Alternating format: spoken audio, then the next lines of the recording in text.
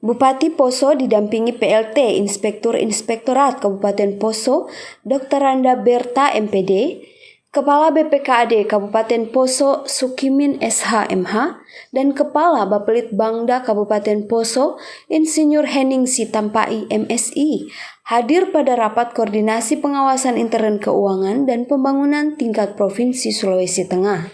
Acara dibuka oleh Gubernur Sulawesi Tengah Dr. Andos Haji Longki Janggola MSI bertempat di Hotel Santika Palu, Kamis 20 Mei 2021.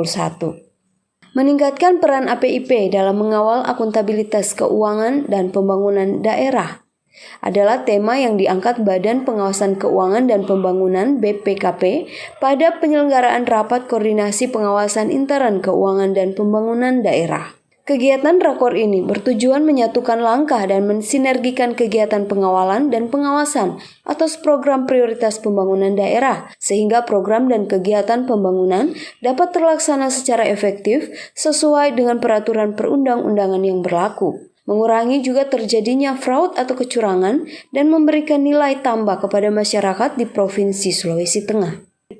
Narasumber pada kegiatan rapat koordinasi terdiri dari pimpinan KPK RI, Sekretaris Daerah Provinsi Sulawesi Tengah, Inspektur Jenderal Kementerian Dalam Negeri, dan Kepala Perwakilan BPKP Provinsi Sulawesi Tengah.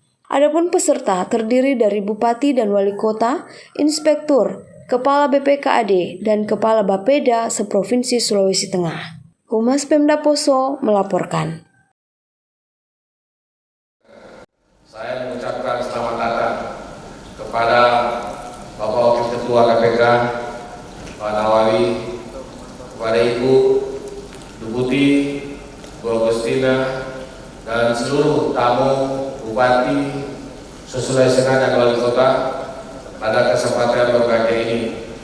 Dan saya ucapkan terima kasih dan apresiasi khusus kepada Kepala Perwakilan BPKP Sulawesi Tengah yang telah menginisiasi pelaksanaan rakor ini dalam rangka mengoptimalisasi nilai tambah hasil pengawasan guna mendukung peningkatan akuntabilitas pengelolaan keuangan dan pembangunan di Sulawesi Tengah.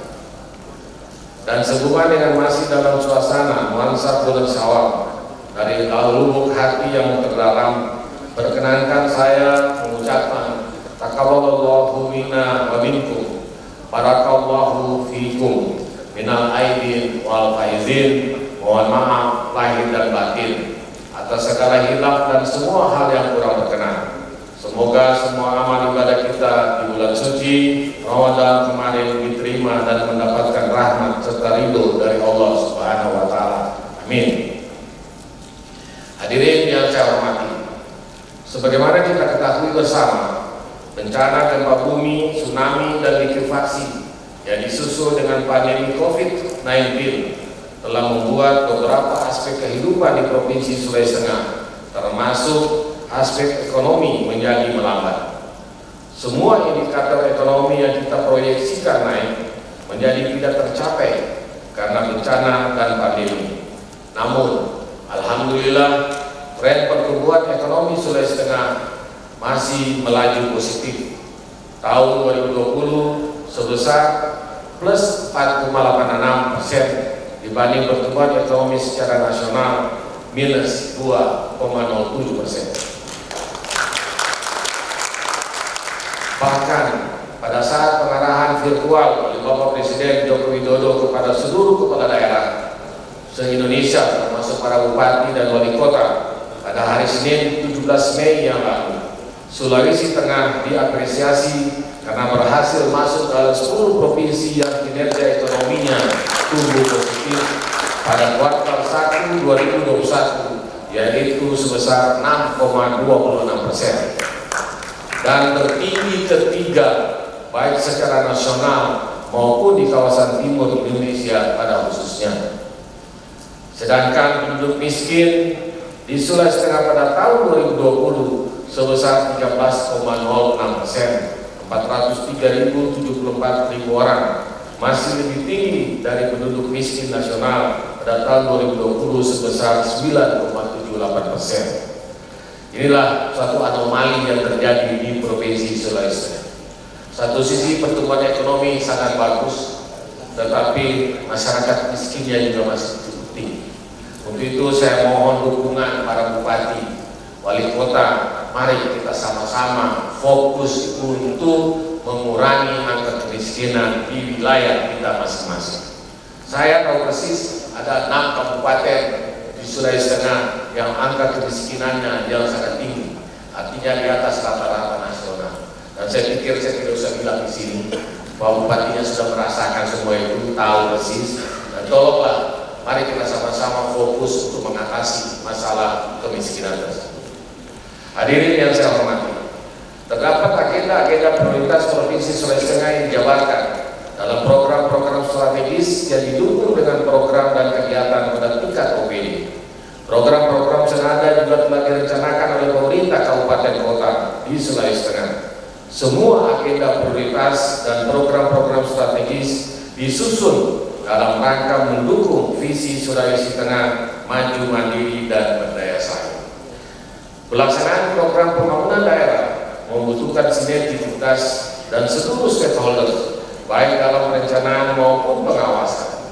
Dari segi perencanaan, kami sudah mengupayakan sinergitas pembangunan daerah ini melalui acara musrembang yang dilaksanakan pada beberapa waktu yang lalu. Dari segi penganggaran, pandemi COVID-19 mengakibatkan penurunan penerimaan daerah sehingga diperlukan penyesuaian, refocusing, dan relokasi APBD untuk melaksanakan program dan kegiatan pembangunan daerah. Tidak terkecuali semua kabupaten kota merasakan itu di Sulawesi Tengah. Pelaksanaan program dan kegiatan pembangunan daerah harus dilaksanakan secara akuntabel. Oleh karena itu, kami mengharapkan bupati wali kota akan menerapkan sistem pengendalian intern pemerintah atau SPIP yang baik, manajemen risiko, dan mengoptimalkan peran aktif dengan meningkatkan kapabilitas dan kapasitas aktif melalui fasilitasi kebijakan dan dukungan sumber daya yang memadai.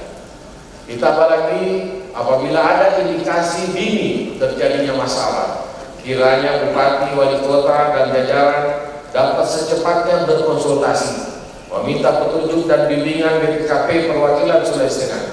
Hal ini saya pandang penting karena BPKP berperan sebagai mitra yang dapat membina pemerintah daerah agar pembangunan yang dilakukan tepat sasaran dan tepat anggaran. Saudara bupati, wali kota, dan jajaran juga mesti proaktif, tidak menunggu sampai masalah tersebut terekspos luas untuk mencegah jangan sampai ada pejabat dan aparat pemerintah yang tersandung masalah. Dan terima kasih buat BPKP yang telah mendampingi kami selama ini, Ibu Deputi, dan alhamdulillah selama pendampingan dengan BPKP Provinsi Sulawesi Tengah bersama beberapa kabupaten, bahkan tahun kemarin se-Sulawesi Tengah semua kabupaten kota termasuk provinsi WTP Wakil Ketua. Jadi ini satu prestasi yang luar biasa. Ini karena dukungan dari BPKP pendampingannya Pak. Jadi kami sangat berterima kasih, dan khusus untuk Sulawesi Tengah dan beberapa kabupaten yang saat ini sudah 7 kali BTP berturut-turut Pak. Jadi ya alhamdulillah, ya mudah-mudahan yang ke depan nanti jadi ke-8 kali. Nah, itulah barangkali kenangan-kenangan yang bisa saya tinggalkan setelah berakhir masa jabatan.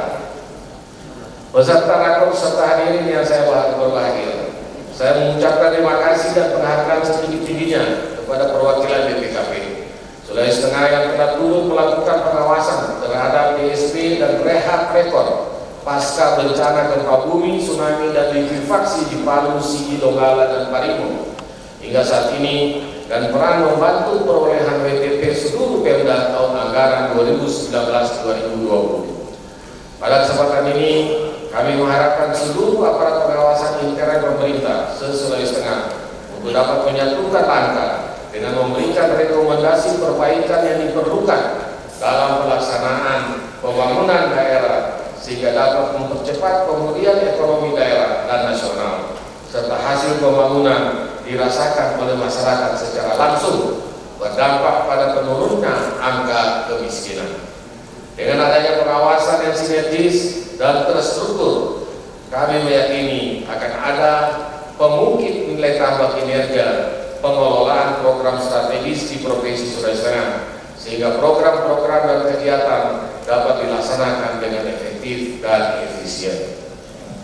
Kami mengharapkan pelaksanaan rapor ini dapat menghasilkan satu kesepakatan atau rekomendasi dalam rangka pengawasan bersama atas program strategis pembangunan pemerintah daerah di Provinsi Sulawesi Tengah. Karena tujuan rakor ini untuk menyatukan langkah dan mensinergikan kegiatan pengawalan dan pengawasan atas program prioritas pembangunan daerah, sehingga program dan kegiatan pembangunan daerah dapat terlaksana secara efektif sesuai dengan peraturan perundang-undangan yang berlaku, mengurangi adanya fraud, kecurangan, dan memberikan nilai tambah kepada masyarakat di Provinsi Sulawesi